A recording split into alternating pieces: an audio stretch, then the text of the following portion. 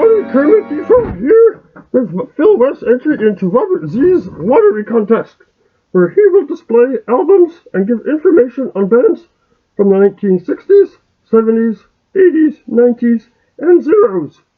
The bands must have a number in their name, like U2. ABC is not a number. So now, without further ado, here we go. Here's Phil West. Yay!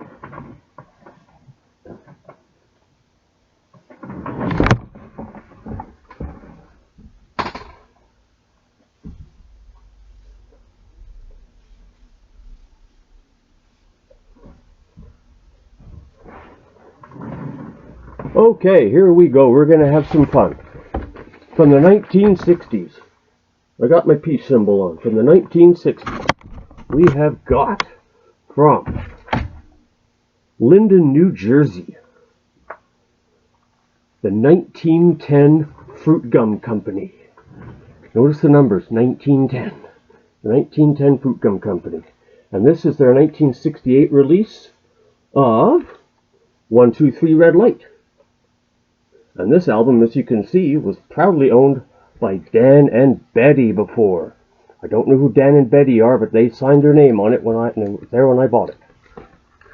So, anyway, this is not a bad album, I suppose, as 60s light bubblegum stuff goes. They never really did accomplish much. They only really had one hit off of this, and that was 1, 2, 3 Red Light, hence the name. I suppose Yummy Yummy Yummy was a hit, and the Mighty Quinn, their version didn't get a lot of play, but it was an interesting album, more meant for kids, I think. I guess their big claim to fame was 1, 2, 3 Red Light made it onto Goofy Greats, a K-Tel special, which I have and I bought. And I still have that, I think, somewhere. So that's my edition for the 1960s. It didn't really do much. It reached 163 on the Billboard Top 200. Can you imagine that? 37 albums did worse than this. Oh well, they can say something, right? We're going to move on to the 70s now. The 70s are a bit more interesting.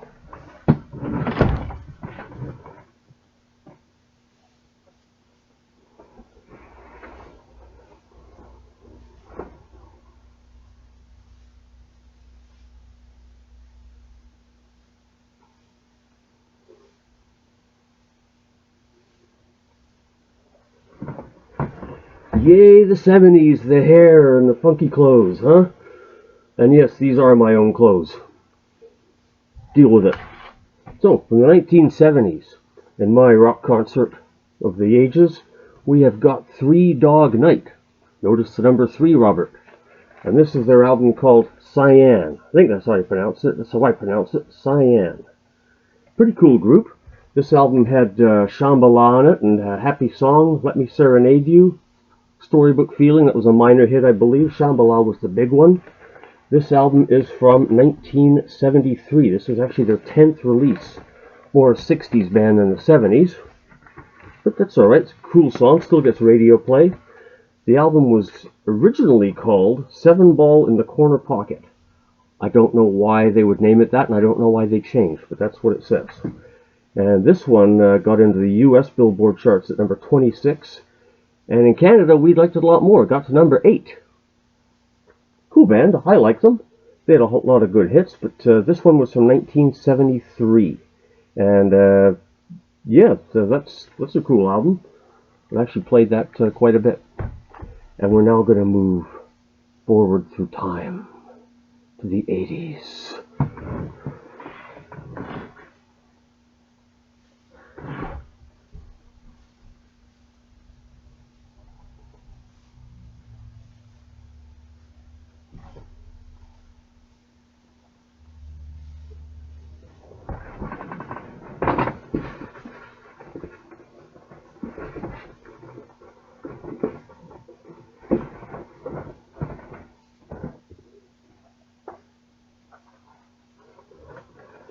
So, here we are in the 80s, and we're going to go, guess what? Country.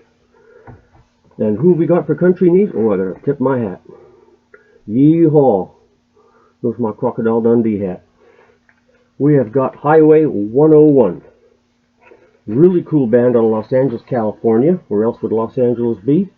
and it featured the vocal of Paulette Carlson, who later on had a quite a decent little side career on her own, solo career. This band was really big back in the 80s. This one is from 1988. This is Highway 101-2, their second album, and there's some really cool songs on here. Honky Tonk Heart was a hit. Somewhere Between Gone and Goodbye was a hit. All the Reasons Why was a hit. And my favorite song off of this is the last one on side 2. It's Do You Love Me Just Say Yes, which if you haven't heard, even if you're not into a big country rock fan, I would play this one, because the last 3 minutes of the song is just them trading off solos on different guitars and the slide guitar, and it's just back and forth, sort of like what the ending of Hotel California was like, with the two guitarists trading off, and that's what they do with 2 or 3 guitarists back and forth, and it's a really cool song to listen to. Yeah, I don't know what else I can say about this. This one, I don't know what this one did on the Billboard. It might not have made it on the Billboard charts, but this one has still got the original lyric sheet and sleeve in it. Pretty cool. I picked this up at the record store a few years ago, and I think I only paid $4 or $5 for it. And I really like these guys. Back in the 80s, I didn't like the direction the 80s were going for large part, so I got into a bit of country, and well, country rock. And this is not your twangy grandfather's country. This is well, back then it was modern, upbeat country rock, and that's a really cool band. I would suggest you give them a try. I think that anyone could really enjoy them. They're more to the rock side than they are the country side. And now we're going to move up to the 90s, and we're going to go with a local flavor, local from where I am, that is. So back in a second.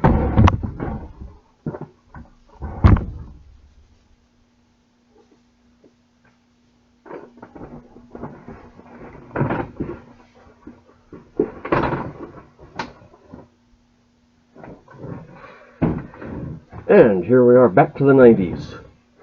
There's my shirt from the 90s, hard rock. Didn't have much hard rock in the 90s, but whatever. This is a local band from, I'm from British Columbia, Canada. These guys are from a town called Tawasin, which is where our big ferry terminal is, and that's just a suburb of Vancouver. And this band's called 5440, and the album's a Smilin' Buddha Cabaret, which was a huge hit in Canada, absolutely monster hit. These guys still tour. They played our local festival a couple of years ago and just packed them in. This is from 1994. They reached number 47 on the Billboard charts in Canada. I don't know how big a hit they were in the States. I don't have this on vinyl, but there's the CD. Really cool band. These are one of these bands that, even though they're local, a lot of people say, oh yeah, they're okay. But you know what? When you hear them play, you say, oh yeah, I know that song. Wait a minute, I know that song too. Wait a minute, I know that one, yeah. These guys had song after song after song on the radio, and they're just one of those bands that sort of slips under the radar. You're not sure who's playing on the radio until they say it. And this had the hits on it, pardon my language, but this had a hit on it called Assaholic, and Ocean Pearl was probably their biggest hit. Lucy and Blame Your Parents were other songs. And yeah, this is a local band, 5440. They're really cool. If you don't know them, check them out. They were really big in Canada. Sort of like Tragically Hip. We're big in Canada. I don't know. I know the northern states probably accepted them. I don't know how far down into the states they penetrated. That's an naughty word, isn't it? Penetrated. Parents, lock your children up. But that's a really cool album. Smilin' Buddha Cabaret, 1994. 5440. Again, if you don't know these guys, YouTube them, Google them, check them out.